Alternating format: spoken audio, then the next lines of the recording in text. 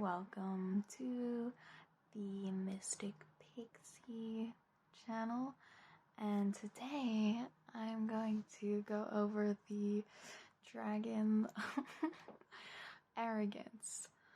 So, what is the obstacle of arrogance? The dragon or fear pattern of arrogance.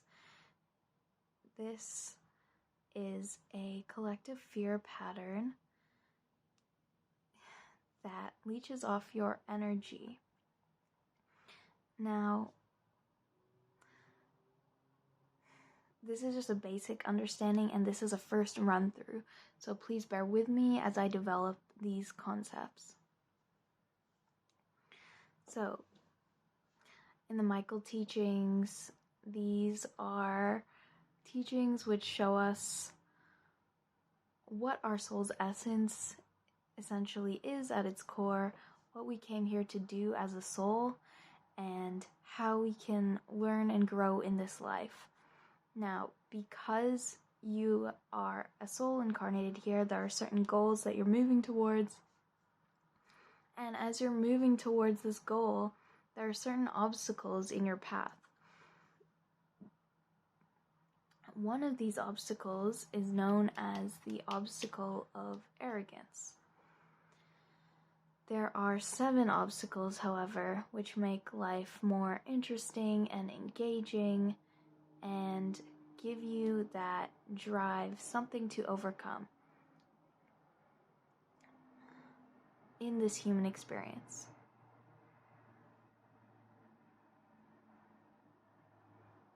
As we move towards goals, we can become stuck in these patterns which stop us from moving forward and achieving the goal.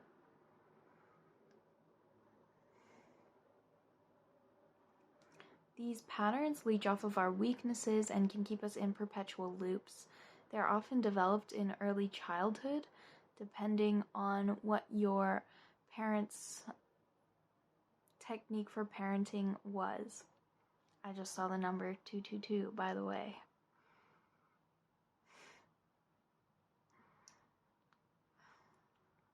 They're developed during early childhood when we are too young to protect ourselves, and so they kind of serve as coping mechanisms. The issue is when we develop into later life, they can often show up more like vices, which stop us from coming closer into contact with who we truly are. Our authentic selves and our authentic mission in this lifetime. It stops us from authentically accessing ourselves, our connection with others, and what it is we truly came here to do in this life. So the 7 dragons, here I'll give a brief introduction.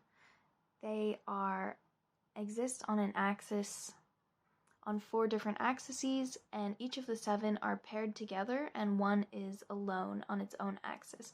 So the first 2 dragons are on the inspiration axis, and these are the arrogance, and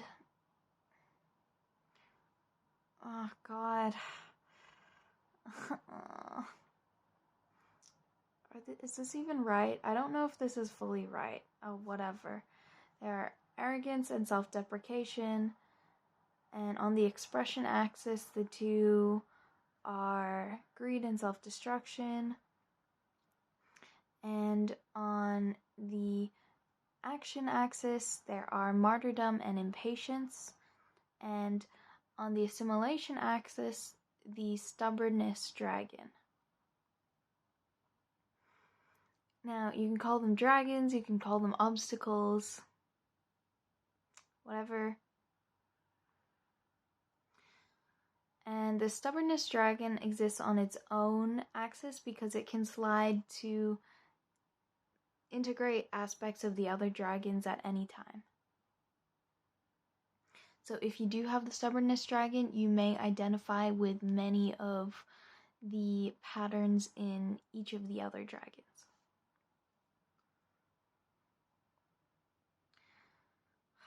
So, the arrogance dragon, how is it created? So, the arrogance dragon is created through a lack of unconditional love during childhood. There is a sense in childhood that love is highly conditional and is only given for certain acts performed. A child is encouraged then to create a false personality. They're told that if they do well in school, or if they're sporty or creative, then they will receive praise and love. Often the child can feel like they were just born wrong or they were a mistake. Often the child may have another sibling who is more what the parents would expect of a normal child, and this can perpetuate the situation.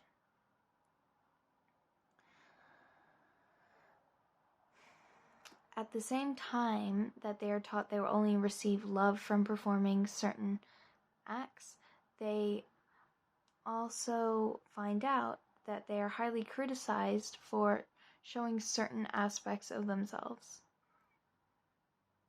to the point where they no longer trust their internal guidance and their internal self, and they learn that showing those aspects of themselves, vulnerability, is dangerous and they could die. When I say die, it's more of a death of the personality, and this is where the false personality is created. And because of this, the child may work very hard to achieve results, and they may start to feel a low sense of true interior self-worth, low self-worth, and this is where the fear pattern starts to set in.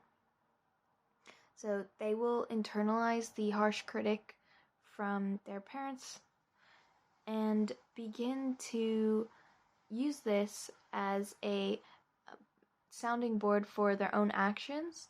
They will also start to look in others where may others see imperfections in them, and they will adapt themselves to seem perfect in the other's eyes. Essentially, they're suppressing their inner self so much that's incredibly hard to either locate or reveal to others. In an organic, fluid way. They become very rigid and perfectionistic. It feels like when they do end up becoming vulnerable, inevitably, it may feel as though they're dying and there's truly not enough. They just want to hide, curl up into a ball, and wither and shatter into 1,000 pieces like a piece of fine china. This creates a deep sense of loneliness in the person because they have isolated their true self away so far from others. It feels like they can't show that. And the cycle goes on. They may delude themselves into thinking that they are actually perfect. This is a lie of the dragon of arrogance. And eventually, because they're dodging all of these opportunities to be vulnerable in order to be perfect, they end up feeling very humiliated, and this is something that the dragon or the fear pattern orchestrates. It's like a paradox. Okay, so what does it look like? So it tends to come out quite subtly on a day-to-day basis. So I have the arrogance dragon, so I can personally attest to this. They come out to an extreme degree when you are functioning out of fear, when you are functioning more in a safe zone, when you are with someone you feel you can be vulnerable with, it may not come out as much. It may just be like a visible internal pattern of dialogue that you sense.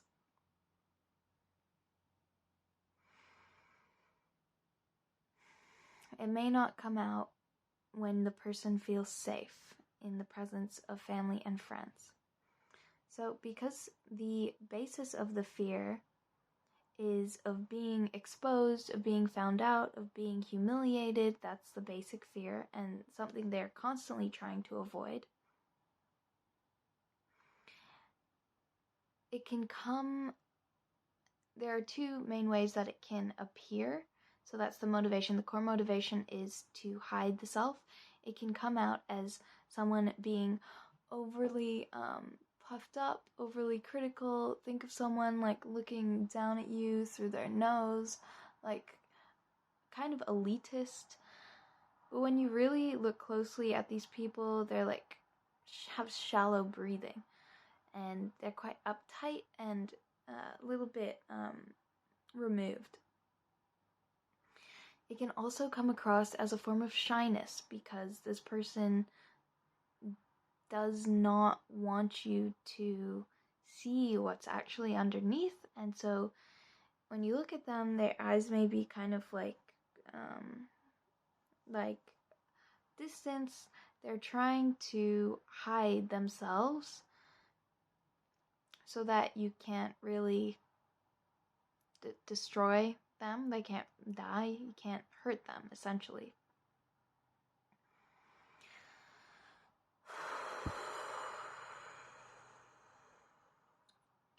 So how does this impact you negatively when you do have this obstacle? Okay, it can leave you high and dry. It can leave you in a world of fantasy, believing that you actually can achieve great things, that if only people knew how great you were, if only they could recognize how great you were, eventually these things would come to fruition. You may actually just be a very average student, but you have this idea in your head that actually I'm really great, actually I am special, actually I'm the best. And you can avoid the outside world as well out of fear of embarrassment. You can become so isolated in who you really are because you're not showing that to anyone because you feel like you'll be dying 1,000 deaths. You fail to take risks because that would be too embarrassing to make a mistake, to show people that you are not cool and collected. So you end up stagnant and unable to be creative because creativity requires you to take risks and walk forward in sacred trust with the flow of the universe and creation. So arrogance is a block to that.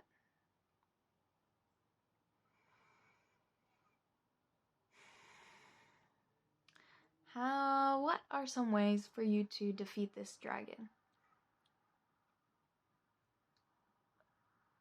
The number one way is by becoming okay with embarrassment and simultaneously reaching out to others actively on a daily basis. And there are a number of ways you can do this.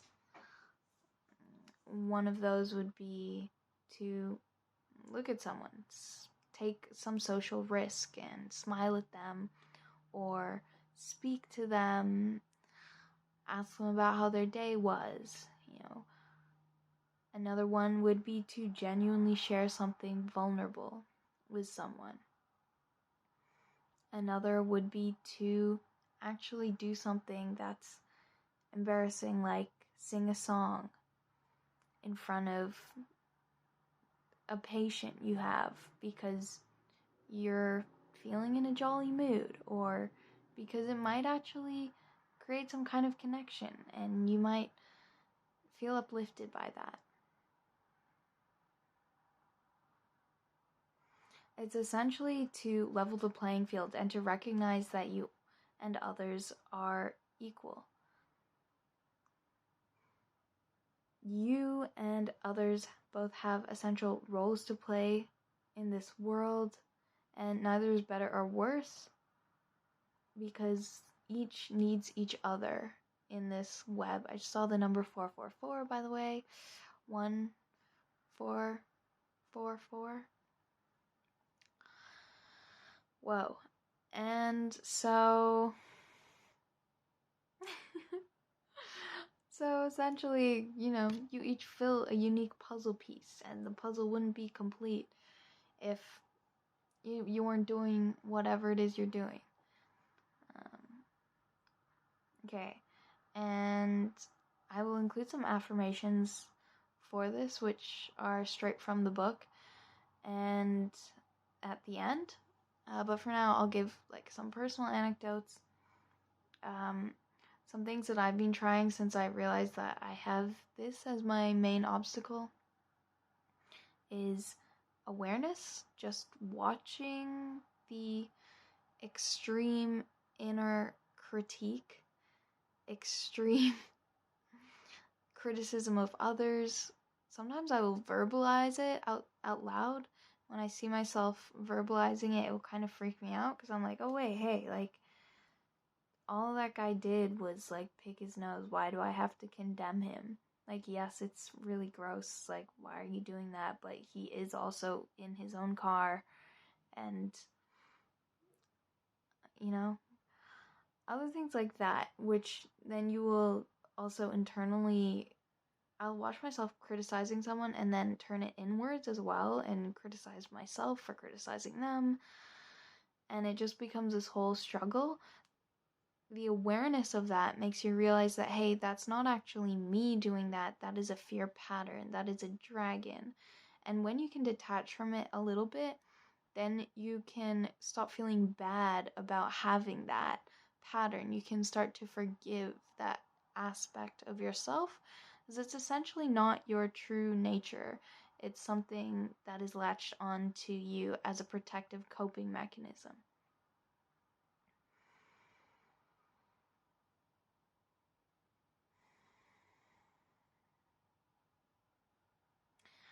One thing I've learned through active observation is that not everyone is watching you the same way that your critical parent was watching you. Not everyone is out to get you and critical of everything you do, waiting to pounce and tear you apart and tell you that you're doing it wrong. In fact, the more that I've embarrassed myself in public by asking for help, getting the address wrong accidentally, leaving my Uber app on loud volume and people hearing that I'm delivering food and me feeling like that's really shameful and I'm way above that, but them just being like, oh, like, maybe they wanted me to turn it down or something, but like they didn't like turn their noses up in me and critique me. Like, I even winked at a man I was serving the other day. I was getting food from, and he didn't really condemn me. I was so surprised. He like acted normal, and that was like so embarrassing for me to do. So the more that I'm embarrassing myself and taking social risks, the more that I'm realizing that people don't actually care. They're not scrutinizing everything you do, wanting to like surgically pick it apart and craft this false version of you. Not everyone is that criticizing parent.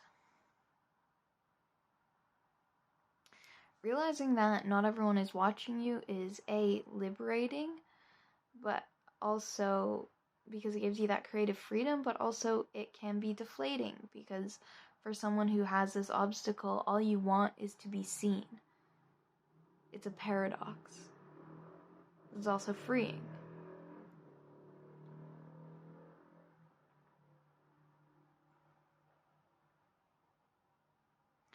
Since I've been driving Uber Eats, which I feel has been kind of humiliating for me, my life has actually become more in flow and more creative because I've been able to be more in touch with that embarrassment and just humiliate myself and be like, hey, it's actually okay. In fact, it's actually kind of fun. It's kind of a rush.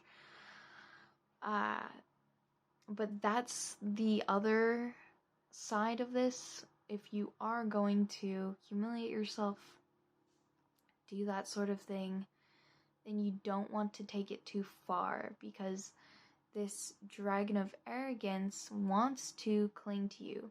It doesn't want you to see through the veil.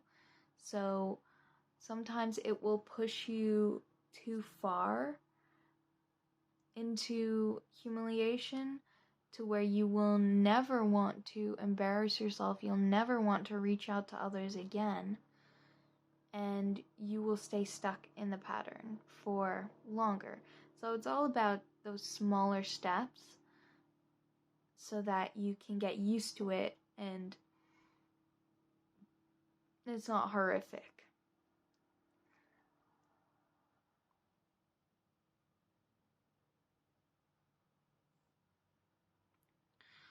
And on a last note, I'll just include this because I wrote it. One thing with the arrogance is it sort of feels like you're carrying a ton of bricks. And that's really heavy. It undermines your attempts to reach out to others. As soon as I became aware of my hypercriticality of myself and others, like I even started to make fun of my friend for going out and taking risks. And then I criticized myself for doing that. I say, I'm a mean person, I shouldn't have done that. Or if I didn't reach out to someone, I'll criticize myself for not doing that. It's like just realizing that you're human and you can't always do that kinds of stuff.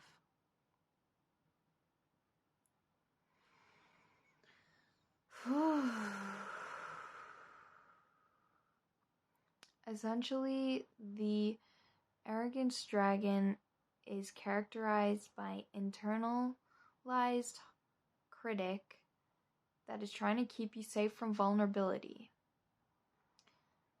And by trying to keep you so safe, it creates this wall around you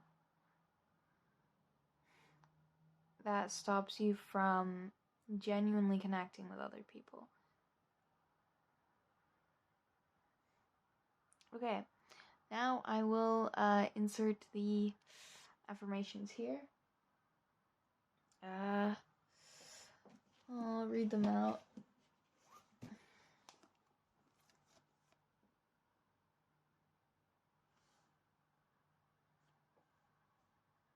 It's probably fucking backwards as well. Okay. Where is it?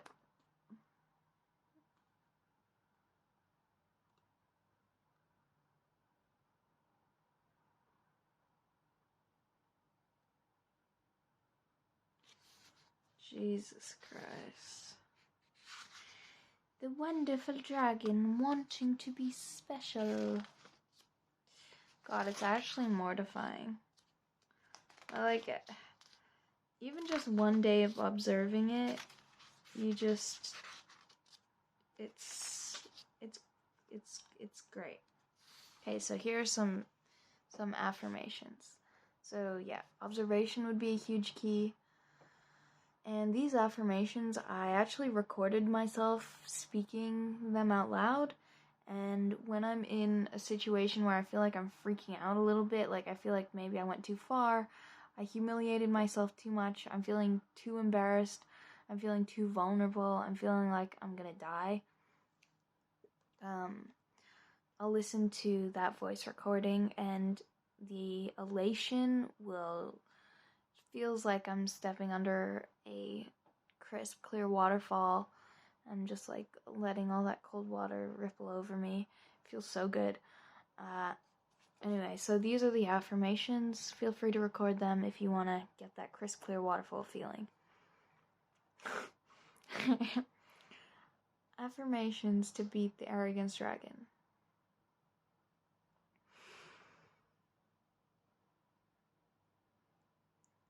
I am amazed at how accepting I have become of both myself and other people. I am equal to, not better or worse than, other people. I have become confident in my ability to let others see all of me, warts and all. I make friends easily. Others experience me as warm and open. I am proud of my accomplishments. I need not advertise my successes. They are seen by others naturally. I am happy to see how tolerant I've become of criticism. I learn from it. So, those are the affirmations. If you like this video, give it a like. And if you have this dragon, let me know. Hopefully this clears up any issues. I will probably be making another revised version of this at some point, but I just wanted to get this out there, seeing as I am posting something every week. So stay tuned for next week's thingy. Have a beautiful day and keep it clean, down there. Keep it clean up here, but also keep it real dirty.